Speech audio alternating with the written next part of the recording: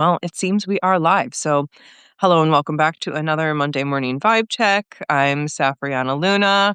I don't know if I'm still calling these vibe checks. I've been asking y'all for any feedback on any better name, but I haven't heard any other ideas yet. So, I guess it's the vibe check for now. I just want to make sure people really know what we're doing here. And I do think vibe check is a pretty good descriptor, but I don't know, kind of always room for improvement. And I have made the executive decision. Last week, I pulled a tarot card as well as the weekly oracle cards, and I've decided I like that. So I'm going to start pulling a tarot card in addition to our oracle cards each week. And it's really funny when I think about tarot. I think about the fact that it is definitely the thing I have. Oh, thank you. Yes, my Totoro. Oh, Totoro shirt. I always forget that this is mirrored.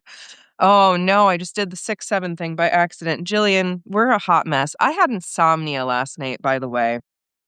So I am just real sleepy and real here today. And I'm recording a live podcast later. So it's gonna be really fun. Yeah, it's one of those things. I don't know if the name is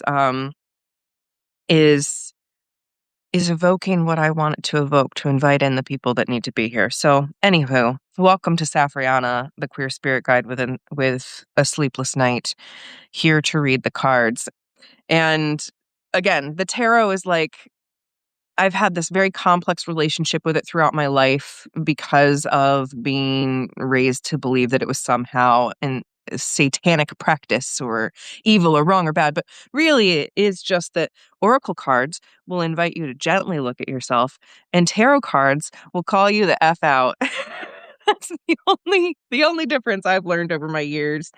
So I want us to have the tarot here to anchor us into more of sort of the collective karmic work or the main themes that we're going through, whereas the oracle cards will continue to be supports and, energetic feedback.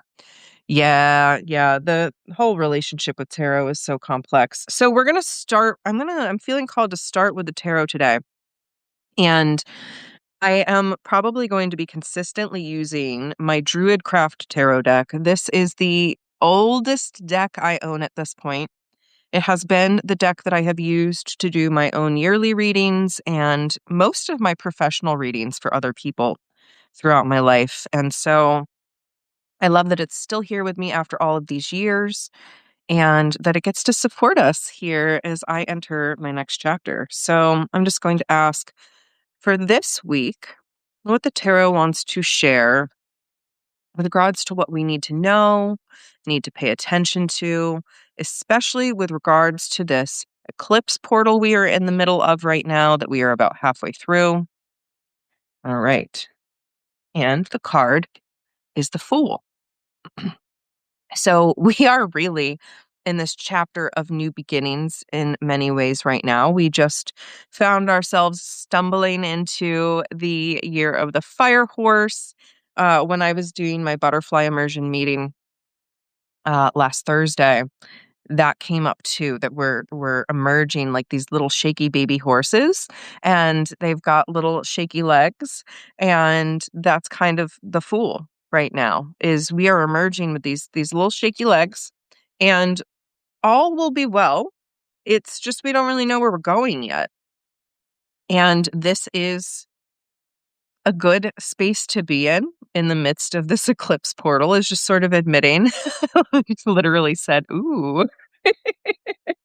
This is the energy of innocence, of freedom, of potential, trust, play, openness, courage, and optimism. And it came in the upright position. So, right now, with the eclipse portal that we're in, I keep getting the message that now is not the time to make new plans. It is not the time to move forward in plans. It is the time to really be steeped in the energy of daydreaming, of playing, of possibility, of trusting what will come next, and listening to what's there, right? The Fool, I see the Fool kind of walking through life, literally about to trip off this cliff. And what the Fool needs to learn is to just listen to their surroundings, to listen to the messages and prompts that are there. And so, as I've been exploring so much recently in so many of my lives and blogs and workshops, it really is just this time to step into who we are here to be. Just like we came into this lifetime with all of our potential, all of our blueprint, like a teeny little acorn. Now it's time to really plant and see the growth happening because of that. So be who you are here to be, or be who you are here to be, and walk forward, knowing that the path will make itself known to you. So there is the Fool, our tarot of the week. Great thing leading up to the next eclipse. I think that if we can really be just in the realm of play, in the realm of possibility, wondering at what's next, playing with what's next, but not gripping, not expecting, playing. All right, so we already really have an archetype to work with, but I am going to pull some cards today from the Keepers of Light. And this deck jumped out at me this morning because I do feel like we are entering even more interesting times, as if that could be the case. The astrology is astrologying. It is some wild energetics happening right now. And we know that around the world, things continue to happen that are shocking, that are destructive, that are not necessarily in the highest good of humanity, but hopefully on the trajectory. And so I just want us to have this extra energetic support as we're going through this sort of eclipse gauntlet, as we're entering the year of the fire horse, as the astrology is lining up for big things, has brought through some big things. Who is here to assist us this week and to be an energetic backbone for what we're moving through right now? All right, fantastic. These are some interesting things. All right, so first we have Serapis Bey. Serapis Bey is all about ascension and moving into your true self. What did I just say? Literally, it's all over the place. We are here to step into who we came here to be, not old definitions, not codependence, not people pleasing, not what our parents wanted us to be, not what we were raised to do in school. We are here to be who we are here to be. So rise above the darkness. The light is here. And this has been coming through a lot lately too. You know me, I'm all about the shadow light dance and moving in and out of the flow of the shadow and the light. Rising above the darkness right now, the light is here, is not an invitation to bypass our shadow. It is an invitation to move above it to see the light so that we can see the duality, the relationship between the shadow and light in the spectrum, and not be limited by it. When we're in the darkness and we're not able to see the light in the darkness too, we're probably stuck, right? There's not movement. There's not that flow between the shadow and light.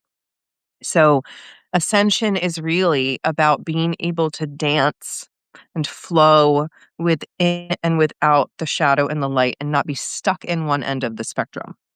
So rise above the darkness. The light is here, and weave it together to make this new picture of who you really are. You're not here to be ascended above humanity, but you are here to ascend above humanity's definition of humanity so that you can be who you came here to be.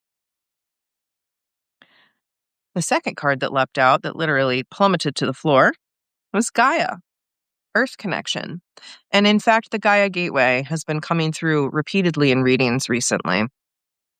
Both, I think one was the Eclipse portal, yep, and then the other was in a live butterfly immersion workshop. There is so much, like I can't, it's hard to talk right now actually as I'm tuning into this energy because it's so energetic and it's not in English what's coming through with this. So give me a moment as I really try to translate what is pouring through here.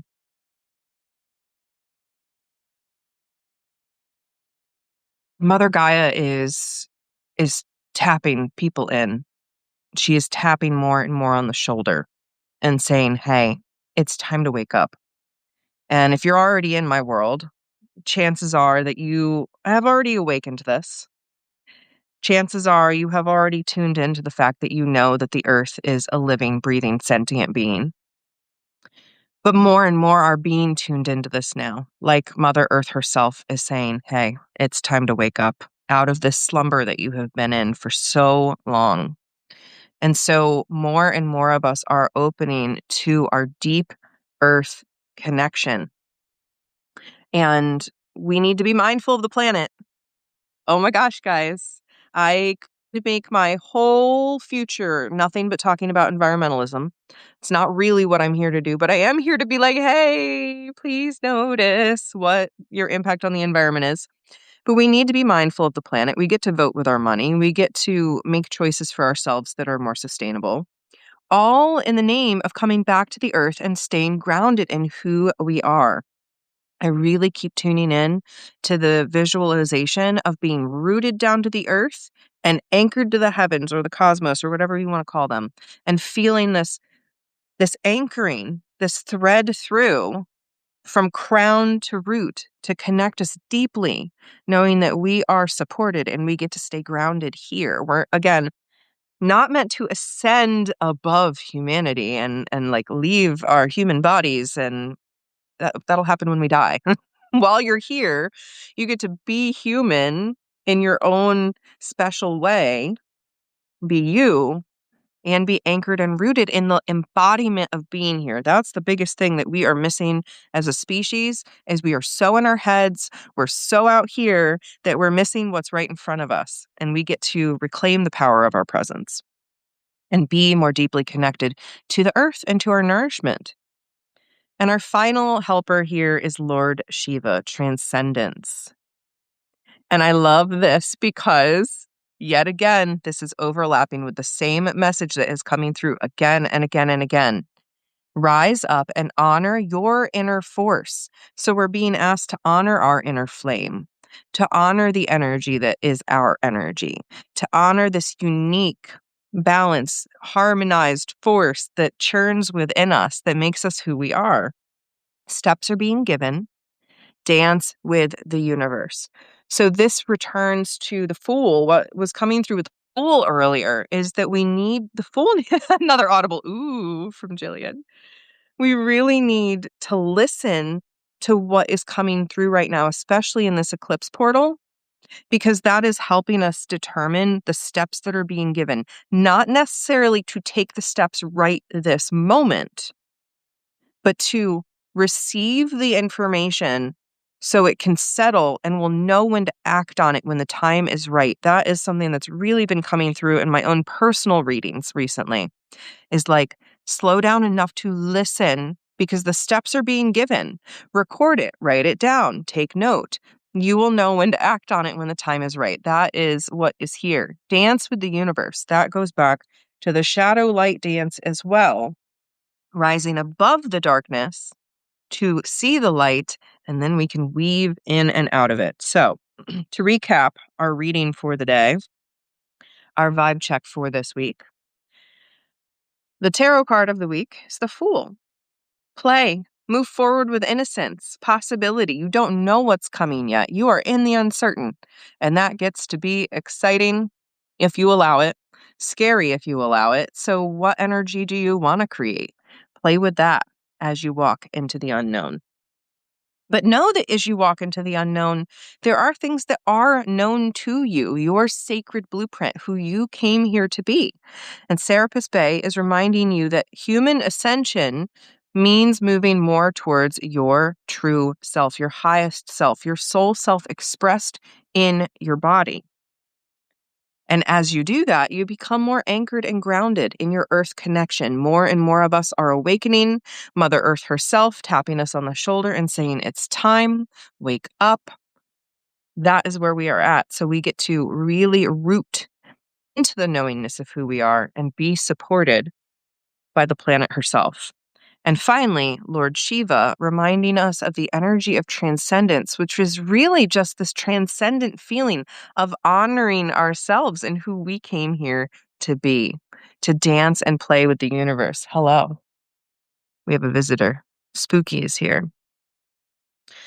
So that is our vibe check for the week. Our 4 cards here. I will, as always, be uploading the blog version with the pictures, the cards, and whatnot, about an hour after I'm actually live. But on my personal updates note, oh gosh, let's see here. So we are under contract with the Park House again. My gut says something fun is going to happen along the way. My gut has said with this contract that something fun was going to happen along the way. The astrology over the next 2 weeks is absolutely bonkers. We're going into Mercury Retrograde in 3 days, and we will be in Mercury Retrograde until almost the end of March. So what an interesting time to be signing house contracts. We're going to see. We're going to see, my friends. We're going to just see what happens. So that's one big piece of news. I have submitted for a Library of Congress control number for the Wind Sing Sorrow. I have gotten through my read through. I have updated it. I have caught all of the typos that Safrianna is possibly going to catch. And now I'm just sort of waiting to see if they'll actually give me my Library of Congress control number or if they won't because it's technically already published. But I'm hoping to completely relaunch the book in March and promote it more, maybe do some live reading from it. Just really try to put it out there in the world more because honestly, July was when it came out the first time. Feels like we're practically going on a year here now, and I just haven't shared it much because life got chaotic and complex right afterwards.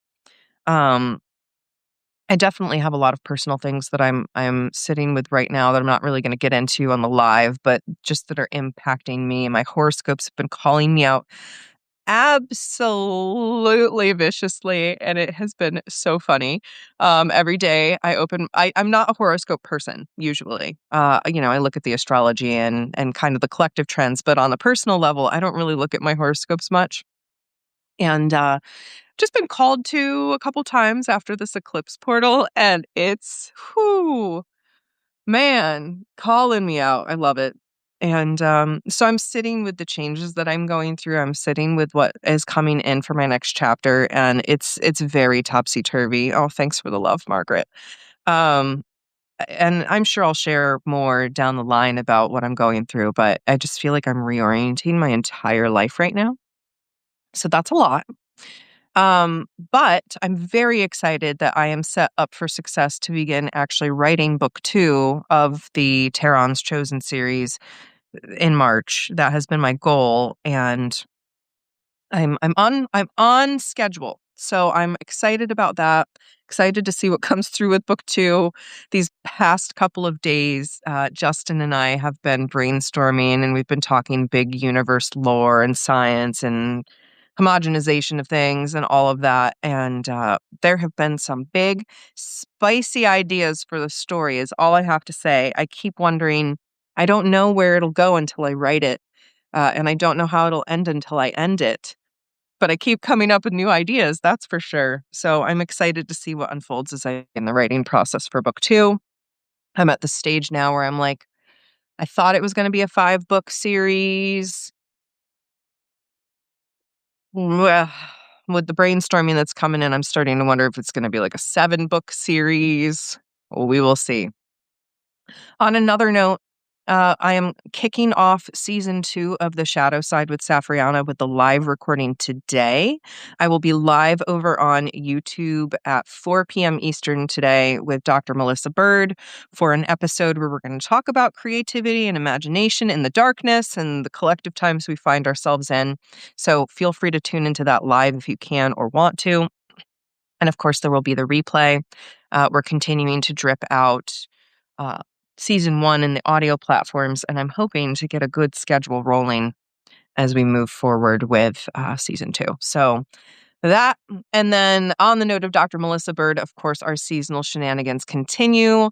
March 21st is our next ritual, the spring equinox. I will be sure to post a link if you want more details about that. But if you want to come play with the seasons and be in the flow without the planning, without the certainty and the expectation of all of the steps to do in ritual, our little ceremonies are very easeful, very fun, very illuminating.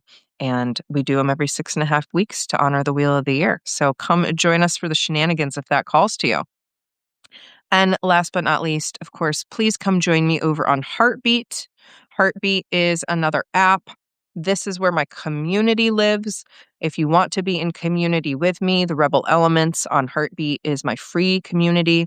We talk about nature, we share creative things. We are a small group, but I feel like we are very mighty because there's a whole lot of love in the room already. So I am just so curious what the future is going to bring to me. I am open.